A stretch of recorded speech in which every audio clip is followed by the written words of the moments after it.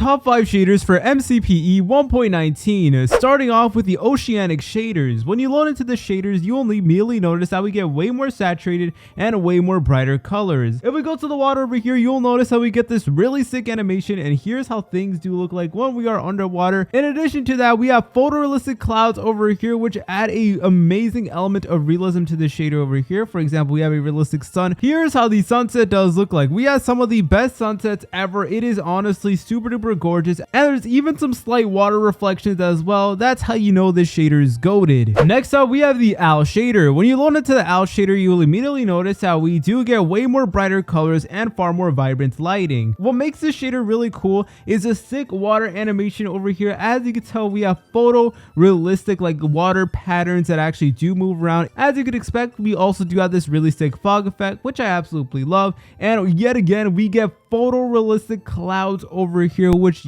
look absolutely phenomenal. Here is how the sunset does look like. As you can tell, this sunset is made to be incredibly bright, and you can see all of the lighting being reflected on the surrounding terrain. Next up, we have the Yummy Sheep shader. As you can tell, the lighting is made to be only slightly more vibrant. There's not really a lot of saturation compared to some of the other shaders, so if you want a more subtle effect, then this shader is definitely the one for you to go. And I don't think I mentioned this previously, but all these shaders will work on basically any device. You don't need to have like some crazy high-end device to run any of these shaders. Yet again, the water looks absolutely spectacular. We get this really sick looking animation over here, and everywhere we go, we get this like blue tint everywhere, which definitely does look pretty sick. Here's how the sunset does look like. As you can tell, the sunset is made to be absolutely massive, and it's also being reflected on the terrain on the ground. Which next up, we have the console shaders. Now this is a very unique shader because this is actually specifically made for Windows 10 devices and Xbox devices as well, but obviously you can use it on mobile as well. And this is basically going to be a no lag shader, so no matter what device you have,